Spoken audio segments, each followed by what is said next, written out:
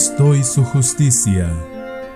Autor L. Joseph Wagoner.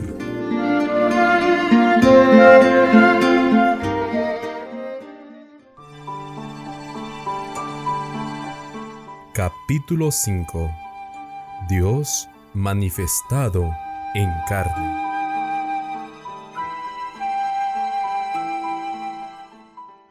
Y el Verbo se hizo carne, y habitó entre nosotros. Juan capítulo 1, versículo 14. No existen palabras que puedan mostrar más claramente que Cristo es tanto Dios como hombre, originalmente solo divino. Tomó sobre sí la naturaleza humana y pasó por entre los hombres como un mortal común, excepto en esos momentos en los que su divinidad fulguró, como en ocasión de la purificación del templo, o cuando sus penetrantes palabras de verdad irrebatible forzaban aún a sus enemigos a confesar que nunca hombre habló como este hombre.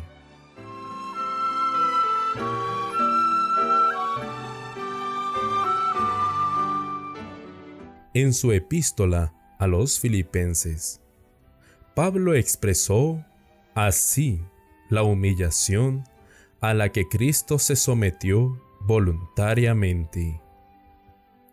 Haya en vosotros el mismo sentir que hubo en Cristo Jesús, quien, aunque era de condición divina, no quiso aferrarse a su igualdad con Dios, sino que se despojó de sí mismo, tomó la condición de siervo y se hizo semejante a los hombres. Y al tomar la condición de hombre, se humilló a sí mismo y se hizo obediente hasta la muerte y muerte de cruz. Filipenses capítulo 2, versículos 5 al 8. La idea es que, aunque Cristo era en la forma de Dios, siendo el resplandor de su gloria, la misma imagen de su ser real, Hebreos capítulo 1, versículo 3, teniendo todos los atributos de Dios, siendo el Rey del universo, y aquel a quien todo el cielo se deleitaba en honrar, él no pensó que ninguna de estas cosas fuesen deseables mientras los hombres estaban perdidos y sin fuerza.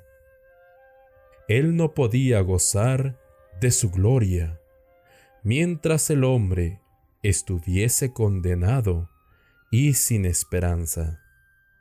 Así que se despojó de sí mismo, se despojó de todas sus riquezas y gloria, y tomó sobre sí la naturaleza del hombre, a fin de poder redimirlo. Y así podemos armonizar la unidad de Cristo con el Padre, con la declaración: mi Padre es mayor que yo. Juan capítulo 14, versículo 28.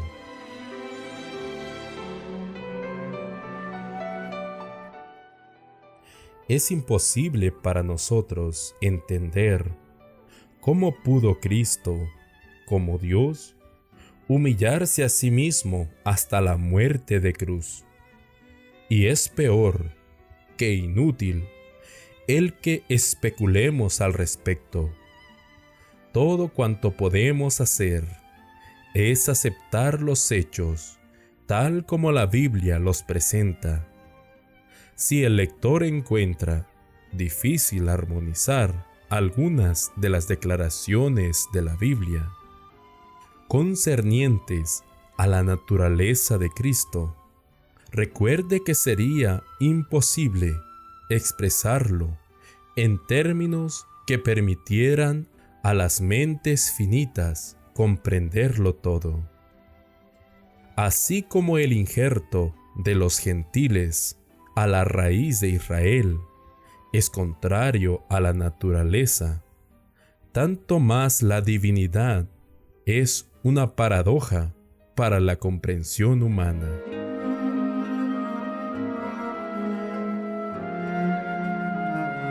Citaremos otros textos que nos llevarán más de cerca a la humanidad de Cristo y a lo que ésta significa para nosotros. Ya hemos leído que el Verbo se hizo carne, y ahora leeremos lo que dice Pablo concerniente a la naturaleza de esa carne. Porque lo que era imposible a la ley, por cuanto era débil por la carne, Dios, al enviar a su propio Hijo en semejanza de carne de pecado, y como sacrificio por el pecado, condenó al pecado en la carne, para que la justicia que quiere la ley se cumpla en nosotros, que no andamos conforme a la carne, sino conforme al Espíritu. Romanos capítulo 8, versículos 3 y 4.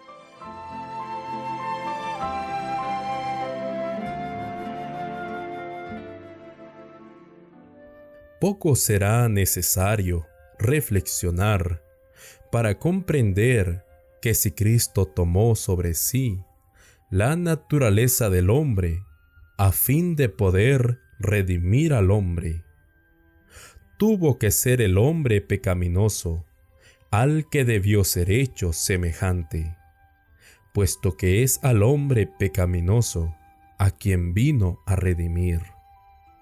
La muerte no podía tener poder sobre un hombre inmaculado, como lo fue Adán en el Edén, y no hubiese podido tener ningún poder sobre Cristo si el Señor no hubiera puesto en él la iniquidad de todos nosotros.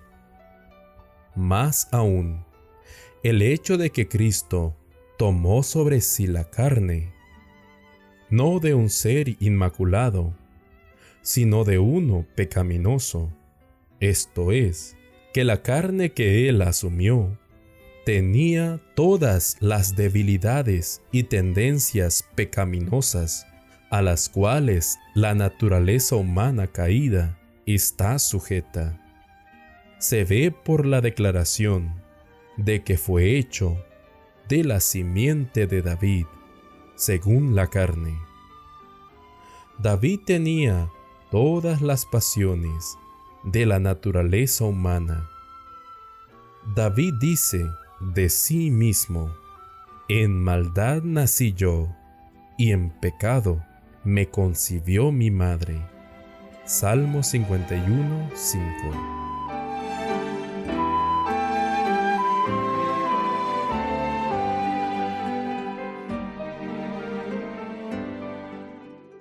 La siguiente declaración en el libro de Hebreos es muy clara a ese respecto. Porque de cierto no vino para ayudar a los ángeles, sino a los descendientes de Abraham. Por eso, debía ser en todo semejante a sus hermanos, para venir a ser compasivo y fiel sumo sacerdote ante Dios, para expiar los pecados del pueblo. Y como él mismo padeció al ser tentado, es poderoso para socorrer a los que son tentados. Hebreos capítulo 2, versículos 16 al 18. Si fue hecho en todas las cosas semejante a sus hermanos, entonces tuvo que sufrir todas las debilidades y estar expuesto a todas las tentaciones de sus hermanos. Otros dos textos muestran este punto claramente, proveyendo abundante evidencia al respecto. Primeramente, veremos 2 de Corintios, capítulo 5, versículo 21. Al que no tenía pecado, Dios lo hizo pecado por nosotros, para que nosotros seamos hechos justicia de Dios en él. Eso es aún más categórico que declarar que fue hecho en semejanza de carne de pecado. Fue hecho pecado. Nos encontramos ante el mismo misterio que el de la muerte del Hijo de Dios, el Cordero Inmaculado de Dios, que no tenía pecado, fue hecho pecado. Sin pecado, sin embargo, no solamente contando como pecador, sino en realidad tomando sobre sí la naturaleza pecaminosa. Él fue hecho pecado para que nosotros seamos hechos justicia. Así, Pablo dice a los Gálatas que Dios envió a su Hijo, nacido de mujer, nacido bajo la ley, para redimir a los que estaban bajo la ley, a fin de que recibiésemos la adopción de hijos. Gálatas capítulo 4, versículos 4 y 5.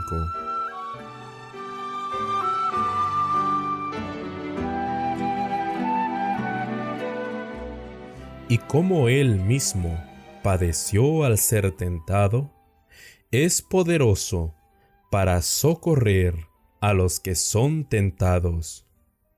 Porque no tenemos un sumo sacerdote incapaz de simpatizar con nuestras debilidades, sino al contrario, fue tentado en todo según nuestra semejanza, pero sin pecado.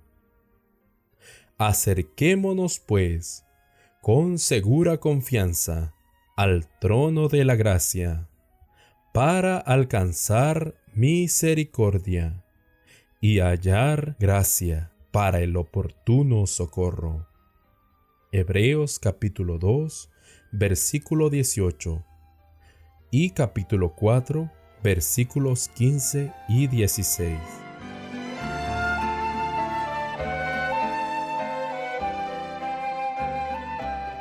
Un punto más, y podremos aprender la lección completa en relación con el hecho de que el Verbo se hizo carne y habitó entre nosotros.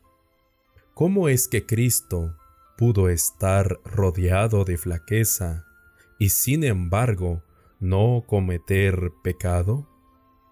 Algunos han pensado, por lo leído hasta aquí, que rebajamos el carácter de Jesús, por denigrarlo hasta el nivel del hombre pecaminoso.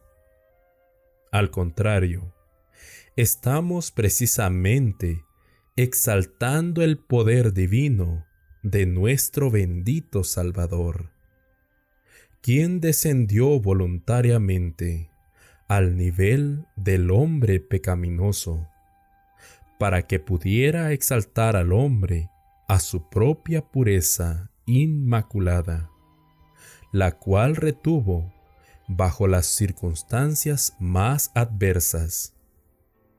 Su humanidad solamente veló su naturaleza divina, por la cual estaba conectado inseparablemente con el Dios invisible, y que fue más capaz de resistir exitosamente la debilidad de la carne. Hubo en toda su vida una lucha La carne, afectada por el enemigo de toda justicia, tendía a pecar. Sin embargo, su naturaleza divina nunca albergó ni por un momento un mal deseo, ni vaciló jamás su poder divino. Habiendo sufrido en la carne todo lo que la humanidad pueda jamás sufrir, regresó al trono del Padre tan inmaculado como cuando dejó las cortes de gloria. Cuando descendió a la tumba, bajo el poder de la muerte, no pudo ser retenido por ella, porque no tenía pecado.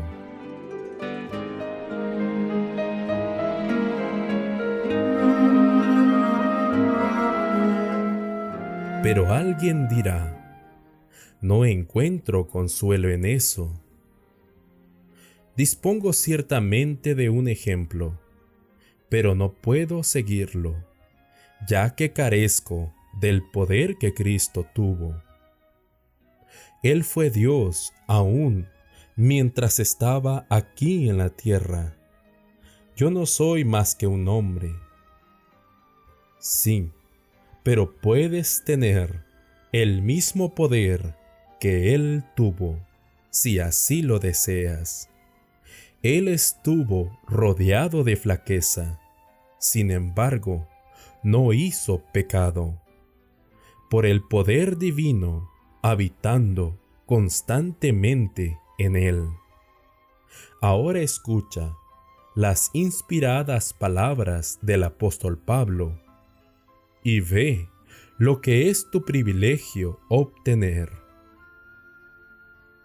Por esta causa, doblo mis rodillas ante el Padre de nuestro Señor Jesucristo, de quien toma nombre toda la familia de los cielos y de la tierra, que os dé, conforme a la riqueza de su gloria, al ser fortalecidos con poder en el hombre interior por su Espíritu, que habite Cristo por la fe en vuestros corazones, para que, arraigados y fundados en amor, podáis comprender bien con todos los santos la anchura y la longitud, la profundidad y la altura del amor de Cristo, y conocer ese amor que supera a todo conocimiento,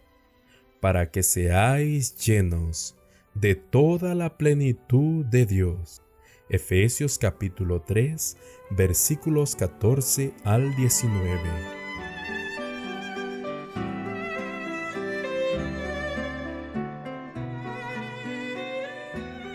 ¿Se puede pedir más? Cristo, en quien habita toda la plenitud de Dios, puede habitar en nuestros corazones, para que nosotros podamos ser colmados de toda la plenitud de Dios. ¡Qué promesa más maravillosa! Él puede simpatizar con nuestras debilidades, habiendo sufrido todo lo que hereda la carne pecaminosa. Lo conoce todo, y tan de cerca se identifica con sus hijos, que cualquier cosa que pese sobre ellos recae igualmente sobre Él. Y Él sabe cuánto poder divino es necesario para resistirlo. Y si anhelamos sinceramente negar la impiedad y los deseos mundanos, Él es poderoso y está deseoso por darnos la fortaleza para hacer infinitamente más que todo cuanto pedimos o entendemos. Todo el poder que Cristo tenía habitando en Él por naturaleza podemos tenerlo habitando en nosotros por su gracia, ya que nos la otorga sin precio y sin medida.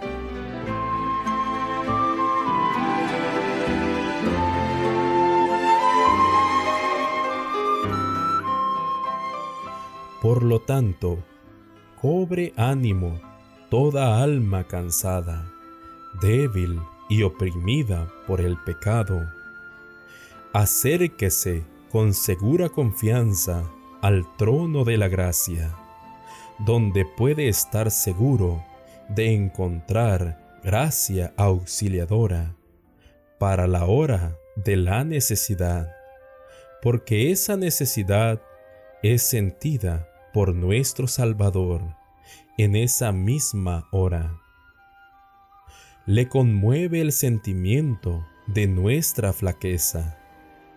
Si fuera simplemente que Cristo sufrió 1800 años atrás, podríamos temer que haya olvidado algo relativo a la flaqueza, pero no. La misma tentación que te oprime a ti, le conmueve a Él. Sus heridas están siempre frescas y vive siempre para interceder por ti.